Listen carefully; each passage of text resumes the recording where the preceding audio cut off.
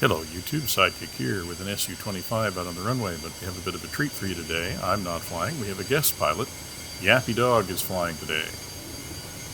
You'll remember that in our last video we took a little bit of a look at the navigation modes in the Su-25T using the HUD. Well, YappyDawg got in touch and pointed out to me that you actually have all of the same functionality in the base model, you just kind of have to do it old school. So he volunteered to take the Su-25 out for a spin and show us how to do that.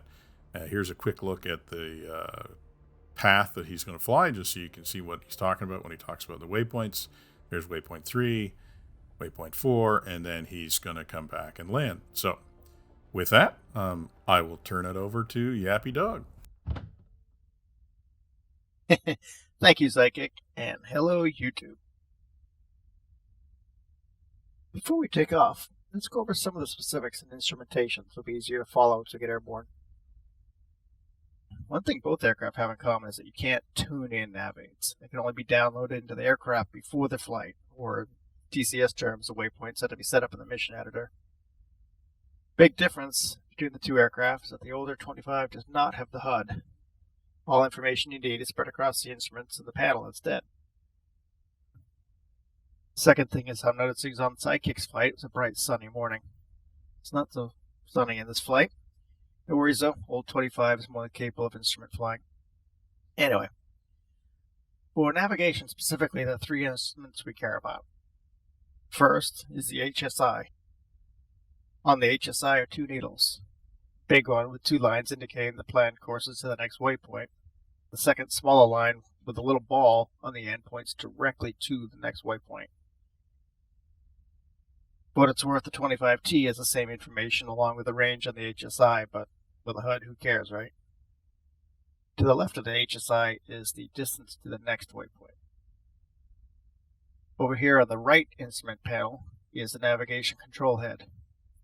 This is where you can see which navigation mode you're in and which waypoint you're tracking to. Like the 25T, the older 25 has technically 4 navigation modes. When you're in en route mode, it will be waypoint 1, which shows up in the lower left. Waypoint 2 will be 1 light over. Waypoint 3, 1 light over again. When you select waypoint 4, all the lights go out. That's because in the real aircraft, the system can only handle 3 waypoints. DCS cheats a bit, gives you more.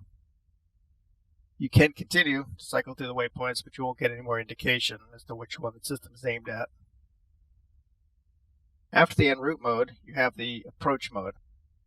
This will put you on the approach path of the primary runway at the destination airport. In our case, when we cycle to approach mode, both the top left and the light next to it light up. That's because the destination airport is also the home plate or starting airport. The lower light on the right you see is come on. That indicates you are in approach mode. Otherwise, it functions just as another waypoint. You could cycle to the other approach waypoints at other airports, but unless you've memorized the order of the airports on the map, it's not a particularly useful feature. And the third mode is landing mode.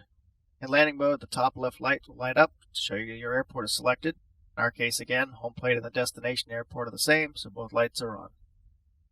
Note that aiming for the airport will get you close, but not necessarily right on the runway. Definitely not lined up in the direction you want to be in. Tracking to the approach point first will ensure the proper lineup. Just like approach points, you can technically cycle through all the airports on the map, but again, not very practical. Final mode is called pilotage mode, which really means you get no help from the airplane and you have to rely on your Mark 1 eyeballs to figure out where you are and where you're going. Basically the off setting. You know you're in the setting when the 2 red lights in the attitude indicator are lit up. If you ever get confused about which mode or waypoint you have selected, you can cycle the nav mode to pilotage, and then one more puts you back in en route.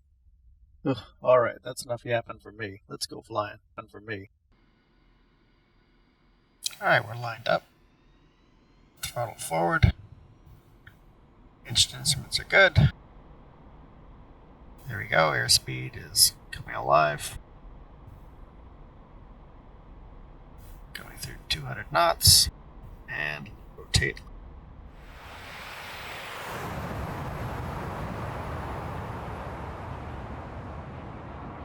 Here's up, flaps up. Just getting a Good climb angle established. We're about to hit the cloud deck, so kind of want to be stabilized for that.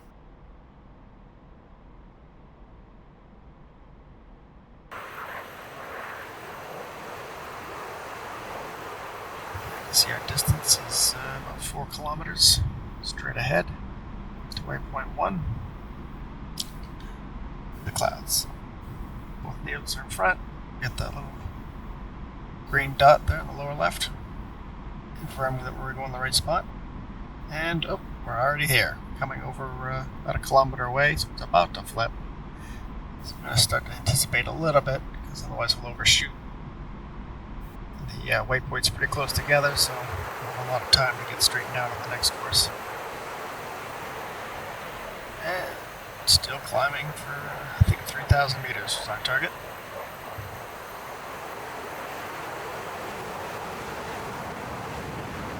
Looking out. Alright, so you can see the anticipated track is a little to our right, pointed right at the waypoint. So we're actually going to turn a little to our left. So we're right of course, we're turning left to get on course. This is a little confusing compared to Western aircraft. We generally fly towards the needle. In this aircraft, we're actually going to fly away from the track needle.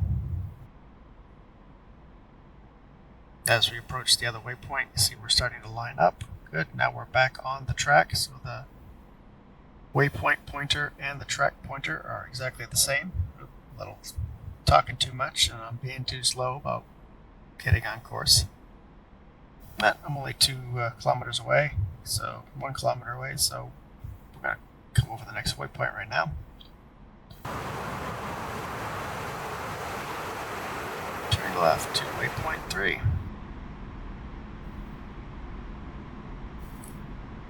See, when the waypoint's a little further apart, we don't get quite the split in the needles.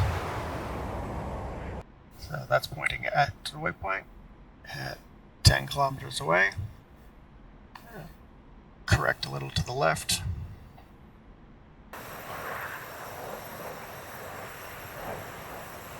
That should do it.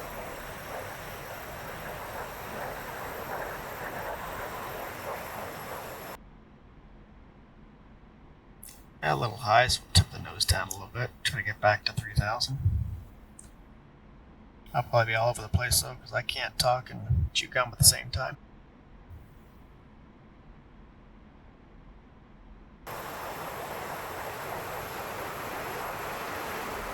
Coming up from waypoint 3.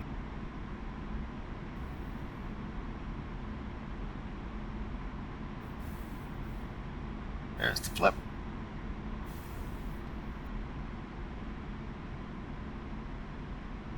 Waypoint 4, as you saw, the lights are off, but kind of looked at the mission editor, so we knew we had a waypoint.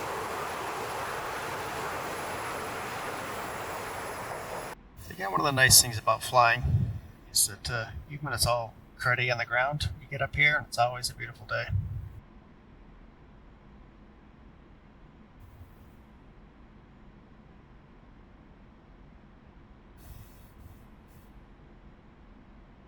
Yeah, a little low, but yeah, who cares, right?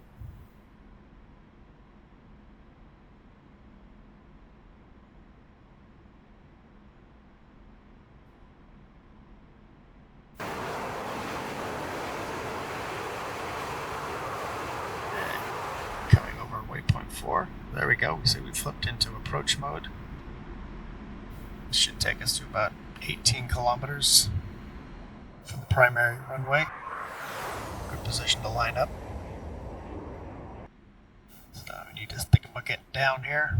Actually, we have to go down a couple thousand meters fairly quickly. So let's get the air brakes out. Okay, we're aimed at the waypoint. I can see we're a little off from our track, so we'll tip it a little to the left.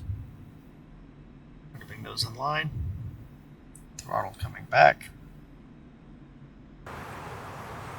I guess I'll stabilize so we're not doing too many things at once as we go through the cloud deck.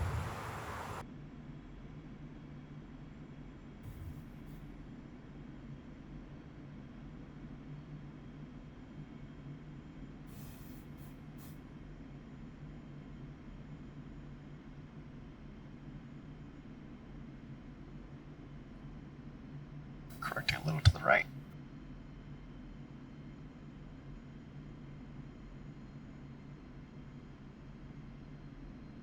Nice and easy. Much easier to do flight in the clouds when you're not making drastic maneuvers. Needles are lined up. Good. 5 kilometers out. Oh, look, we're below.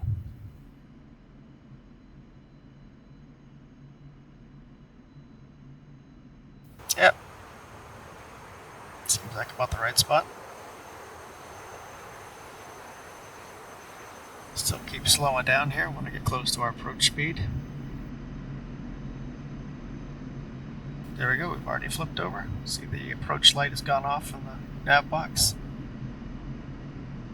Start turning, get on to course.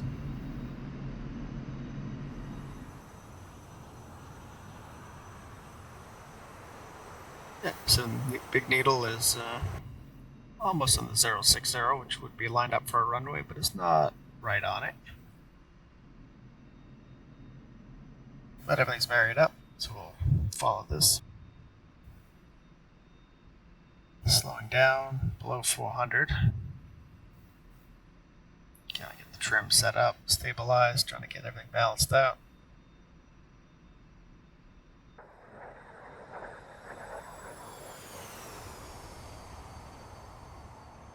I usually like to start following the ILS when I can, so get that needle lined up, gear down.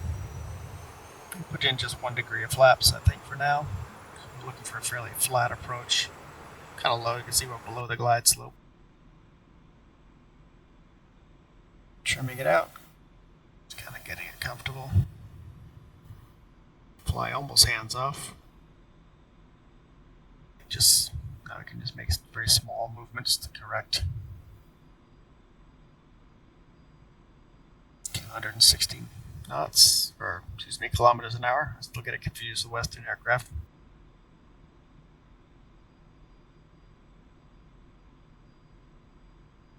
And here we wait. Yeah. Play a little elevator music while we wait here, I suppose. Huh? It's a fairly slow airplane. So we've got lots of time here. Starting out at the 18 kilometers point. Still 8 kilometers away. Still below the glide slope. Descending slightly, not much. I'm hoping to catch up with the glide slope here in a second.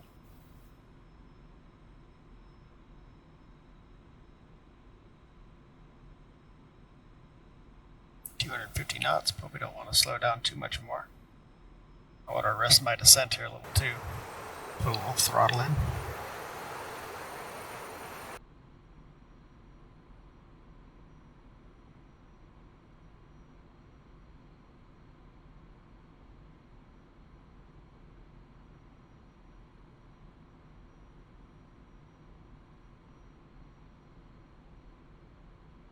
No rush, keeping it nice and steady. Keeping the sight picture on the runway about the same. Means we're on a good stable approach right now. We're a little low, but stabilized, that's good. Over the outer marker. We're resting our descent, trying to get closer to that glide slope.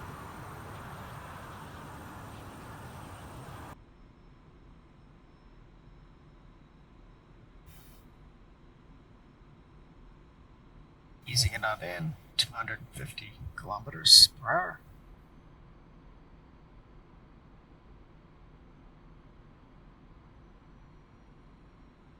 Glide slope's moving. We're going to remain under it, probably low flight. Here's the inner marker.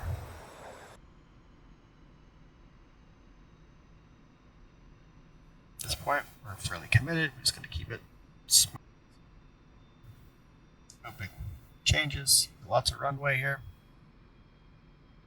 Yeah, it's going to work out pretty good. Start our flare. Touch down at about 210. That's good. Oh, so we're working a little right. That's because I did what Sidekick said not to, which is hit the brakes. Oh well, not too bad.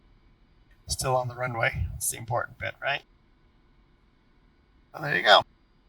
That's a quick look at the navigation system. So, Sidekick, it's all back to you now. going home for a cup of hot cocoa.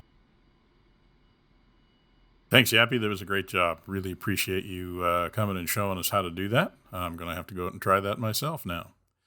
Just to remind everybody before I go get my cup of cocoa, that if you're enjoying these videos, please subscribe to the channel and like the videos.